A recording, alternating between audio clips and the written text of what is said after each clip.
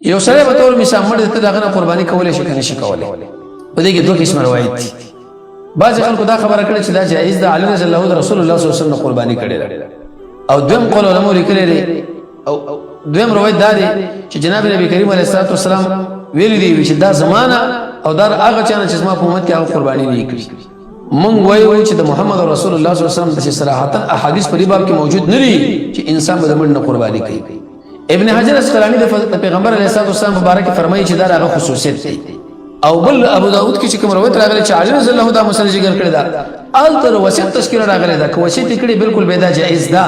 او بل اقرا چې هغه زویم د بدري طریقو باندې یو بری شریک ابن عبد الله محدثین دي چې هغه حافظه کمزوري و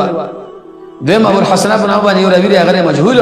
او دریم د حنش بن ابي یو راوی هغه چې کثیر الوهم نتیجه دار وتلا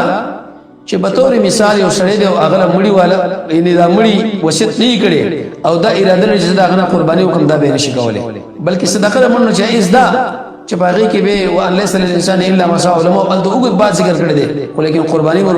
دا پکې نشي کېدلې نو لہذا د مړي نه قرباني جائز نه ده ابو داود کې کوم روایت دی پایږي شریک ابن عبد الله دی ابو الحسن دی او د حنش په نامه راوی چې دا درو واړو علماء کلام کړي او کبل پر چې تقدیر صحیح شي ال پیغمبر علیه الصلاه والسلام به مال وصیت پرې باندې کړو او کوم چې ابن حجر دغه روایت ذکر کړي بخاری چې رسول الله صلی الله علیه وسلم د خپل امت نه کړی دا ابن حجر اسقلانی فرمایي چې دا هغه خصوصیت نه ده بل سره په هغه باندې قیاس کیږي نه نو لہذا د مړي نه قرباني جائز نه ده ابو داود کې کوم روایت دی پایږي شریک ابن عبد الله دی ابو الحسن دی او د حنش په نامه راوی دی چې دا درو واړو علماء کلام کړي او کبل پر چې تقدیر صحیح شي ال پیغمبر علیه الصلاه والسلام به مال وصیت پرې باندې کړو او کوم چې ابن حجر دغه روایت ذکر کړي بخاری چې رسول الله صلی الله علیه وسلم د خپل امت نه کړی دا ابن حجر اسقلانی فرمایي چې دا هغه خصوصیت نه ده بل سره په هغه باندې قیاس کیږي نه